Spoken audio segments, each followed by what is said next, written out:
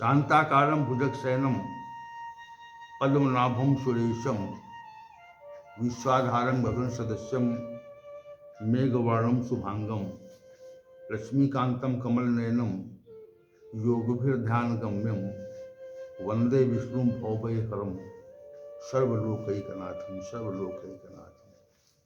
वसुदेवसुतं देवं कंसचारूरमर्दनं देवकी परमानंदम कृष्णं वंदे जगद्गुरुं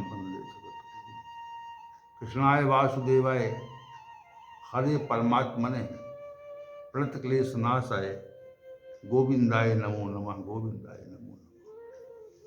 अब आज हम दूसरे अध्याय के श्लोक संख्या 40 पर विचार करेंगे। नेहा विक्रम नाशोस्ति प्रत्यवायो न विद्यते स्वल्पम अप्यस्य धर्मस्य त्रायते महतो भयात्। इस धर्म का जगत में अनुष्ठान किया जाए तो उससे हानि भी नहीं है, प्रतिकूल परिणाम भी नहीं होता है। स्वल्प क्रियान्वयन से ही मनुष्य महान भय अर्थात मृत्यु से उसकी रक्षा हो जाती है। संसार का जो मार्ग है उसमें कभी कार्य का प्रतिकूल परिणाम होता है और कभी कभी हमारे सांसारिक कार्यों का अनुकूल परिणाम होता है। ये प्रतिकूल परिणाम का होना और अनुकूल परिणाम का होना ये परमात्मा की विधि व्यवस्था के आधार पर चला करता है। जैसे हमने कोई कार्य किया तो उसमें कभी कभी सांसारिक सिद्धि प्राप्त होती है। ये सिद्धि प्राप्त भी हो सकती है और वह असिद्धि में परिवर्तित भी हो सकती है, अर्थात सिद्धि प्राप्त नहीं हो सकती है। क्योंकि कर्म के परिणाम से हम सभी परिचित नहीं हो सकते, क्योंकि कर्म का परिणाम हमको किस रूप में मिलेगा ये जाना जा पाना असंभव है। और कर्म के परिणाम से अपरिचित होने के कारण ही हमें प्रतिकूल और अनुकूल परिणाम के संबंध में कोई विशेष जानकारी नहीं हो पाती। और ये सब भगवान की व्यवस्था के आधार पर ही चला करता है। इस कारण प्रतिकूल का परिणाम भी होता है और अनुकूल परिणाम भी होता है, परंतु यदि हम ईश्वर के मार्ग पर बढ़ गए तो उसका परिणाम कभी विचलित करने वाला नहीं होता है। ईश्वर के मार्ग पर प्रतिकूल परिणाम नहीं है, केवल अनुकूल परिणाम ही है। संसार के कार्यों में तो प्रतिकूलता अनुकूलता है, लेकिन परमात्मिक कार्यों में प्रतिकूलता और अनुकूलता नहीं है।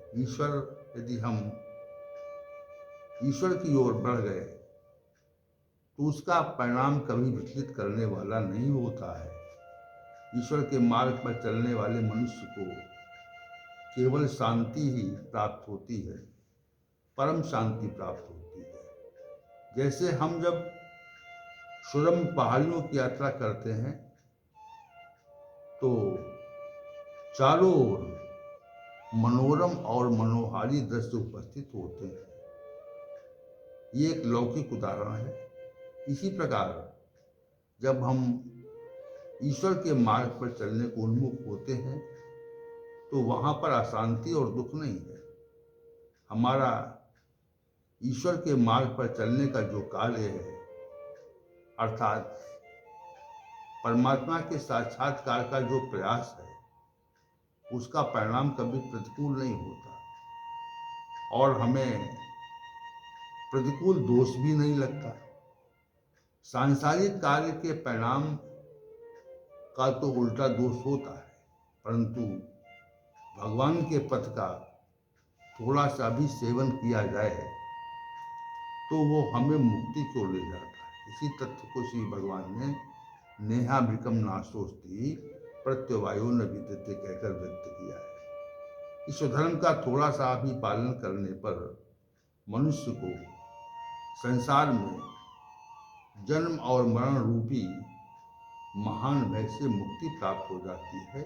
इसी तथ्य को श्री भगवान ने स्वल्प अप्यस्य धर्म से त्रायते महतो भयात कहकर व्यक्त किया है। यही श्री भगवान के कथन का अभिप्राय है। परमात्मिक कार्यों में जो परमात्मा के निमित्त किए जाते हैं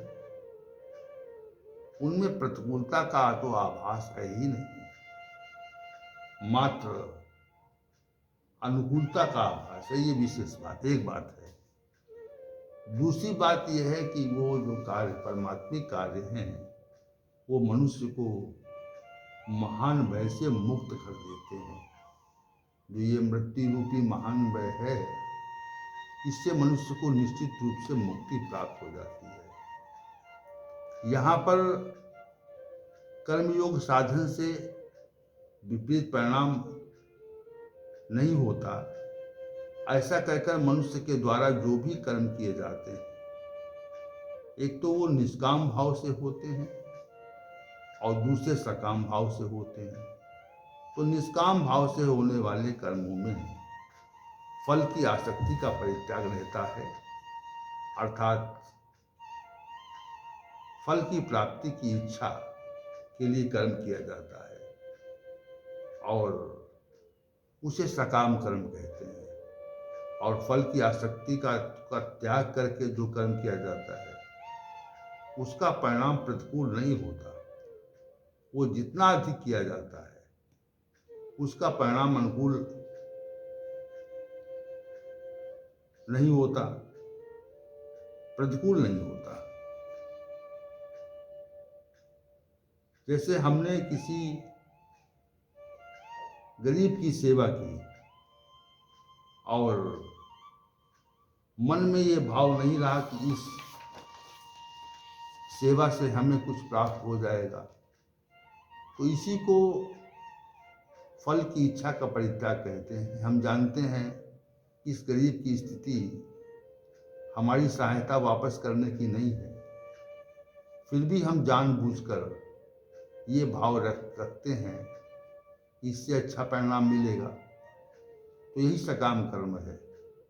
परंतु निष्काम कर्म का भी थोड़ा सा भी आचरण हमें मृत्यु रूपी भय से मुक्त कर देता है। इसका अभिप्राय यह है कि हम जब निष्काम भाव से कर्म करते हैं तो पुनः पुनः इस प्रकार के कार्यों की आवृत्ति होती जाती है।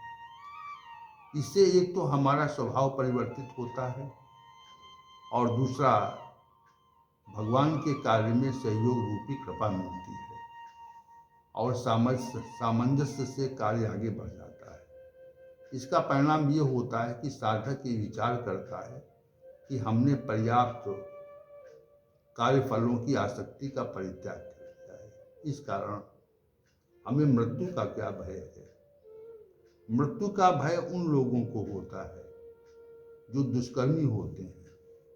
सकाम भाव से जो भी कर्म किए जाते हैं वे कभी पूरे नहीं होते, उनमें कर्मों की पूर्णता का अभाव रहता है। इस कारण मृत्यु का क्या भय है और ये निष्काम कर्म वालों के लिए नहीं है। मृत्यु का भय तो हमें तब होता है जब हमारी इच्छाएं अनंत होती हैं और उन इच्छाओं का कभी समापन नहीं होता। समापन न होने के कारण मनुष्य को मृत्यु का भय हो जाता है। परंतु निष्काम कर्मी इस भय से अपने को मुक्त कर लेता है, अर्थात मृत्यु के भय से छुटकारा प्राप्त पा लेता है। यही श्री भगवान के शब्दों का अभिप्राय है।